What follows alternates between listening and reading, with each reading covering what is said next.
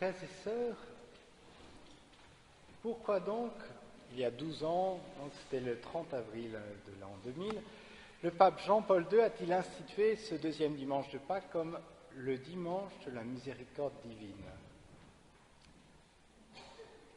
Alors vous me direz peut-être, c'est parce que il répondait au désir qu'avait formulé le Seigneur à travers la sœur Faustine, mais est-ce que ce n'était pas rajouter un peu une sorte de dévotion supplémentaire qui viendrait un peu comme un cheveu sur la soupe? Alors, je vous repose encore la question. Pourquoi est-ce que Jean-Paul II a institué ce deuxième dimanche de Pâques comme dimanche de la miséricorde divine? Alors il me semble que ce qu'il y a de plus visible en quelque sorte dans la résurrection, en tout cas pour les apôtres qui ont été témoins, qui ont vu le Seigneur ressuscité, ce qu'il y avait de plus visible au point de départ, c'est la victoire du Christ sur la mort. Là on voit et on comprend leur joie dans le texte d'évangile de ce jour. Les disciples furent remplis de joie en voyant le Seigneur. Alors cette joie d'abord parce qu'il était mort, il est vivant, mais la résurrection du Seigneur, ce n'est pas un pas en arrière, un retour en arrière et puis on recommence, c'est un pas en avant décisif. Mais ce pas en avant, la victoire de Jésus, la résurrection n'est pas seulement, et pas d'abord, d'une certaine façon, la victoire sur la mort, c'est d'abord la victoire sur le péché, le mal. La résurrection nous dit la victoire de l'amour de Dieu sur le péché. Alors dans la liturgie byzantine, il est dit que le pardon sort du tombeau. Voilà, alors donc ce dimanche de la miséricorde divine s'inscrit très étroitement au terme de cette octave de Pâques, vraiment dans cette célébration de la résurrection. Peut-être le dimanche de Pâques, on pense davantage à Jésus qui sort du tombeau, voilà. Aujourd'hui, davantage à à cette victoire de Jésus sur le mal. Alors, nous allons méditer un petit peu sur cette victoire de Jésus sur le mal et dans un deuxième temps, on va essayer de voir en tout cas, comment ça nous rejoint aussi dans notre vie personnelle, parce que Jésus n'est pas ressuscité pour lui, il est ressuscité pour nous. Alors revenons un petit peu au texte d'évangile. Donc, au début, les portes du Cénacle sont verrouillées. Alors, plus encore que les portes du Cénacle, c'est sans doute la porte du cœur des apôtres qui sont verrouillées. Et parce qu'ils ont peur, et cette peur est bien compréhensible, ils ont été témoins de l'arrestation de Jésus et de la violence qui a déferlé sur Jésus, donc du pouvoir du mal. Alors on peut comprendre cette peur, mais à travers cette apparition du Seigneur ressuscité, alors cette peur va les abandonner pour laisser place à la joie, à la paix, à la joie et à l'accueil de l'Esprit Saint. Alors, une première chose que nous enseigne cette apparition du Seigneur ressuscité, c'est que le pardon, c'est pas un oubli, comme si c'était un cauchemar, et puis un vilain cauchemar, et puis on se réveille, et puis on revient à des pensées un peu plus réjouissantes. Non, le pardon n'est pas un oubli. C'est pas effacé comme sur une ardoise magique, et puis voilà. Et c'est pourquoi le Seigneur nous montre ses plaies, montre aux disciples ses plaies, et garde les marques de sa passion, mais il en est victorieux. Vous savez, une image du pardon que j'aime bien, c'est une cicatrice. Alors une cicatrice, habituellement, c'est pas très très beau, mais en même temps, elle nous dit à la fois qu'il y a eu une blessure, mais en même temps, elle nous dit que la vie a surmonté la blessure, a été plus forte que le mal.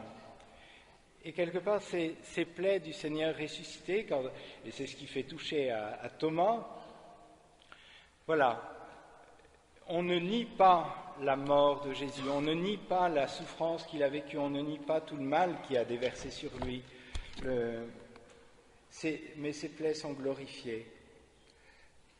D'ailleurs, je ne sais pas si vous avez remarqué, quand bénit le cierge, pendant la nuit pascale, on met des grains d'encens. Alors, vous, je ne sais pas, au-dessus et de chaque côté de la croix, vous voyez et puis au centre, vous voyez des grains d'encens. Alors, c'est pour signifier les plaies du Seigneur, hein, ces grains d'encens. Bon, je reviens. Alors, la résurrection vient vraiment débloquer quelque chose dans le cœur des apôtres. Mais ce n'est pas d'abord un déblocage, on pourrait dire, au niveau psychologique. Il y a d'abord quelque chose d'objectif qui s'est passé. Dans les Actes des Apôtres, il me semble, on dit qu'en ressuscitant le Seigneur Jésus, le Père a donné une garantie sur lui. Quelque part, ils sont sûrs que l'offrande de Jésus sur la croix pour nous sauver, n'a pas été vaine. Non, vraiment, nous sommes libérés de nos péchés grâce au sacrifice de Jésus. Alors ça, c'est vraiment le fondement sur lequel peuvent s'appuyer les apôtres, hein, qui, encore une fois, il ne s'agit pas d'être naïf par rapport au mal, mais de voir combien le Seigneur est victorieux du mal. Alors, comment ça vient nous rejoindre? Alors, dans le passage d'évangile, si on poursuit un peu, donc Jésus envoie ses disciples et pour cela leur communique l'Esprit Saint, recevez l'Esprit Saint. Parce que sans l'Esprit Saint, le pardon est hors de notre portée. C'est l'Esprit Saint qui leur permettra d'être comme les messagers du pardon de Dieu, des ambassadeurs de la réconciliation.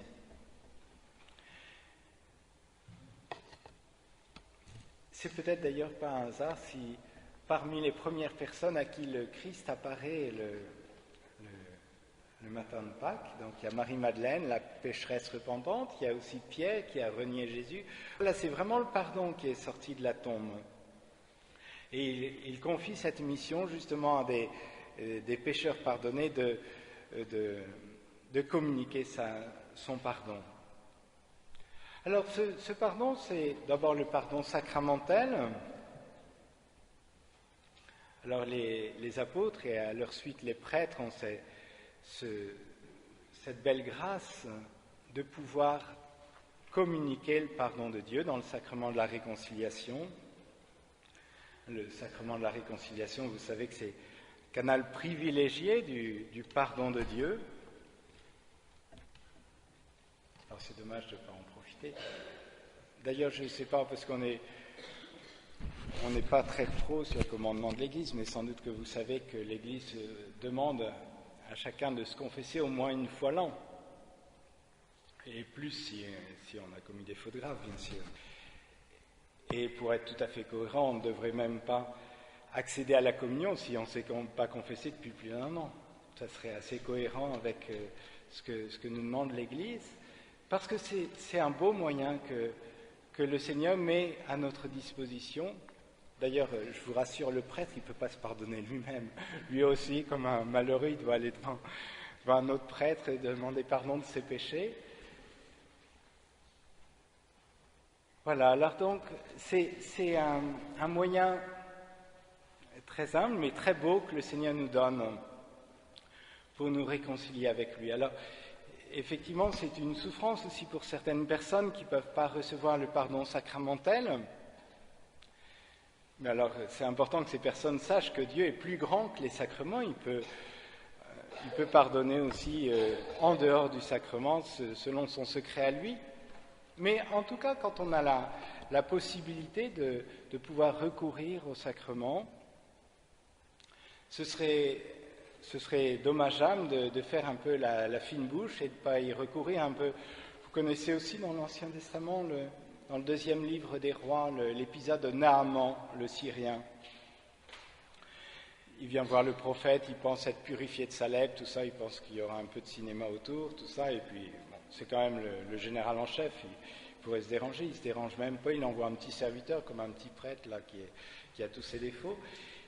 et pour lui dire, va te baigner 7 fois dans le Jourdain, ta chair redeviendra nette. Alors au début, il est un peu vexé, un peu piqué dans son amour-propre, et puis il n'a pas envie, et c'est ses serviteurs qui lui disent, mais tu aurais demandé quelque chose de difficile, tu l'aurais fait, puis là il te demande quelque chose de simple, mais bon, tu es un peu blessé dans ta fierté, tu n'y vas pas.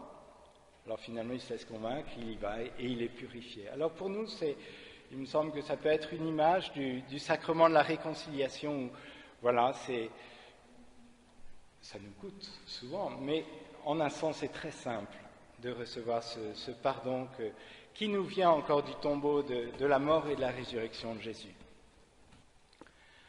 Alors c'est vrai du pardon sacramentel, mais c'est vrai aussi plus largement, le Seigneur envoie ses disciples, ses apôtres à être comme les ambassadeurs de la réconciliation, et pour nous aussi, et pour annoncer aussi dans notre monde et dans notre propre vie aussi que c'est pas le mal qui a le dernier mot.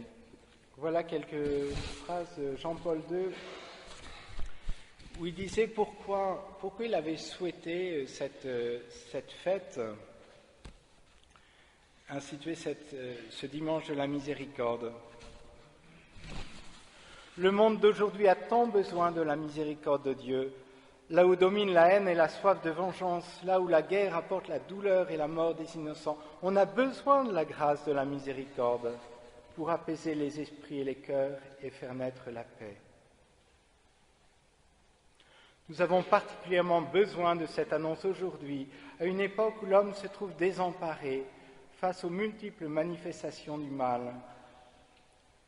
Il faut que l'invocation de la miséricorde de Dieu jaillisse du plus profond des cœurs remplis de souffrance, d'appréhension et d'incertitude, mais en même temps à la recherche d'une source infaillible d'espérance. Avec la résurrection de Jésus, il y a clairement une limite au mal. Ce n'est pas le mal qui a le dernier mot. Alors pour nous, ce que nous pouvons faire, c'est d'abord poser un acte de foi en la résurrection de Jésus qui est victorieux du mal. Pas une foi peut-être un peu abstraite, mais assez concrète dans notre vie, peut-être par rapport à telle ou telle situation que nous vivons ou que nous avons vécue, de croire que le pardon de Dieu est plus puissant que le mal. Encore une fois, il n'annule pas le mal. Le Seigneur ne nous appelle pas à être des naïfs, mais il nous donne la grâce aussi du pardon. Alors c'est cette grâce de foi là que Thomas a eu un peu de mal, nous aussi, mais la dernière phrase de l'Évangile, afin que par votre foi vous ayez la vie en son nom, cette vie de Dieu. Alors demandons par Marie, qui marche en avant de nous toujours, elle est toujours quelques pas en avant, ou beaucoup de pas en avant, de nous aider à poser cet acte de foi en l'amour de Dieu qui est plus puissant que le mal.